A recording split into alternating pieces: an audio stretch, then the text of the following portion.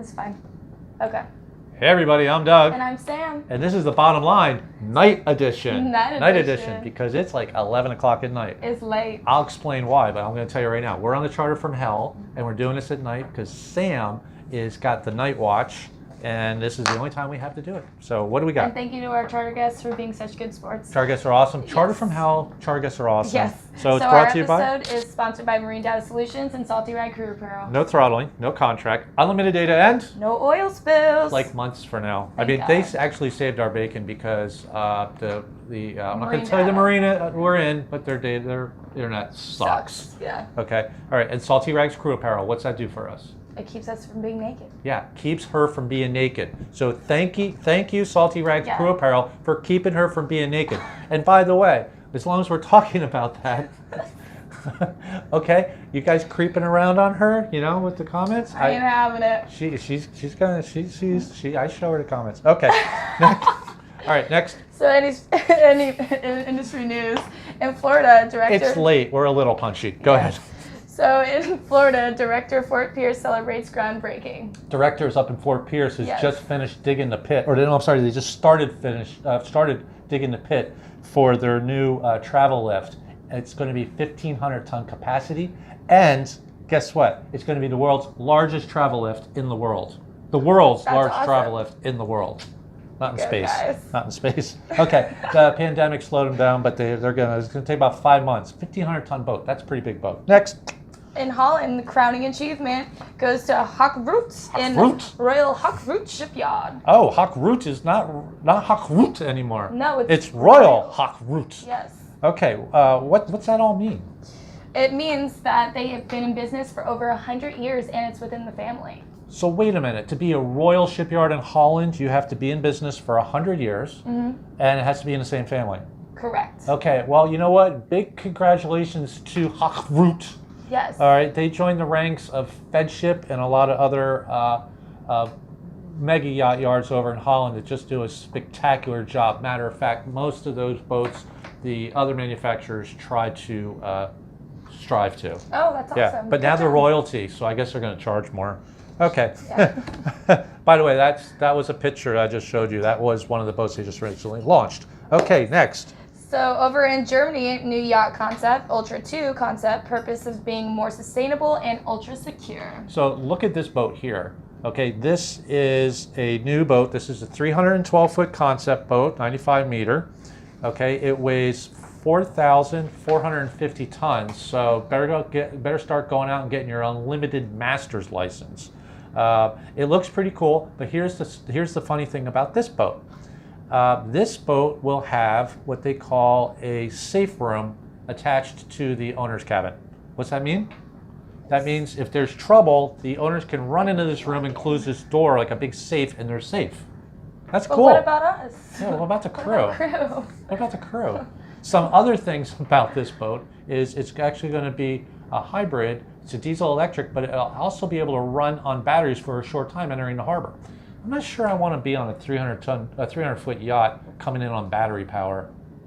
I don't know. I'm kind of intrigued. I'm not gonna lie. I'll be honest with you. I'm really I can't even intrigued. keep batteries in my remote control, and now you're going to be bringing a 300-foot boat in. Make sure you're charged up. So there's actually a firm that will train the 26 crew to become specialists for security purposes. Now, that security firm has already said, look, even the most well-trained professionals can mess up because it's called the human element. The human element is the weakest point.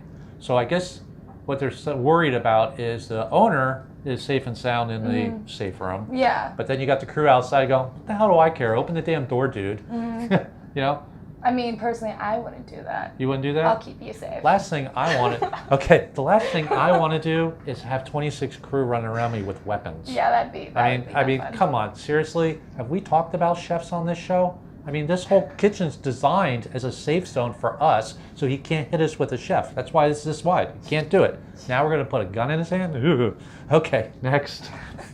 So online will be live talking about what does being green really mean. Okay, YAR Online is this place that they talk about all kinds of yachting events. It's yarnetworking.com, and on November 27th, They're going to have a whole panel of professionals and senior crew and captains, and they're going to talk about how to make the yachts more green. It's called the Green Agenda. But they're also saying, what does green really mean? I mean, when our trash is full, we just throw it over the side.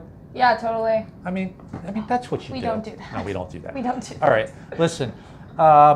It's a really good thing. That's the popular thing now, that yachts turn green, and I'm all for it. We actually, when we designed this boat, we have a regular trash, and then we have recycling. Yes. So, for example, when we're in the Bahamas, we take our regular trash and we take our recycling trash and we throw them in the same dumpster because they don't recycle. They don't recycle. So, but we do our effort. Now, the second thing with this is a lot of people are against yachting because they say there's no way you're going to be green. There's no way. You shouldn't own one of those clunker boats. You're just pumping fuel all over the place. You know.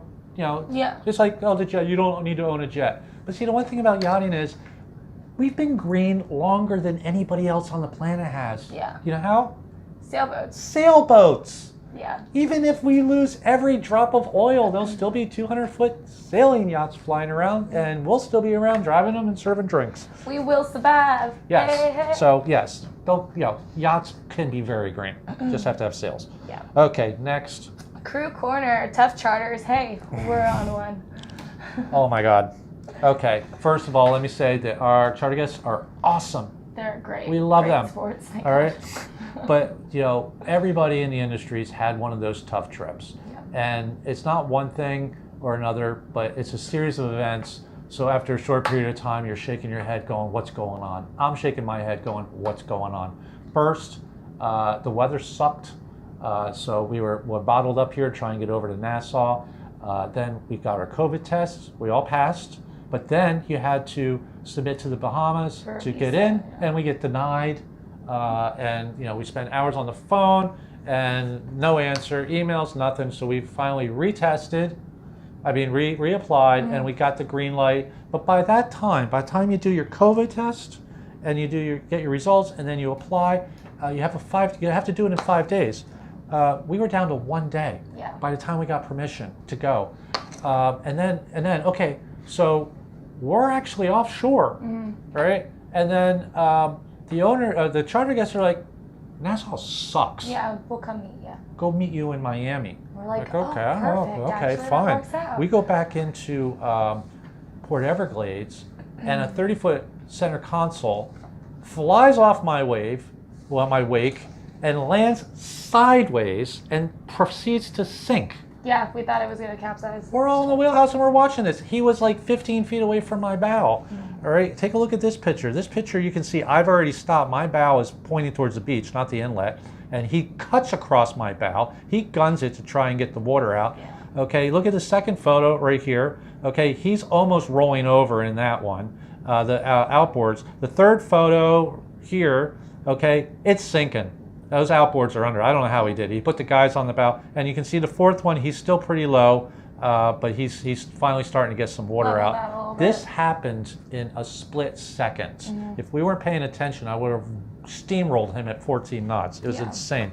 So then we get to Miami, and then we're trying to go somewhere, and I don't know, maybe something on the shore power or whatever. But we had a surge, and all our ACs went out. Yeah. It's been one of those chars. It's been an interesting couple It's of been days. one of those trips. So we got all our ACs back up and running. But thank you, Jesus. that's why we're here at 11:30 doing the show. So anyway, this shows to all you guys that have had the tough charters, because this ain't below deck. This is really happening. Yeah. This is for real. Yeah. And we'll be back next week. Everybody stay safe. Yeah. I'm Doug. And I'm Sam. And that's the bottom line.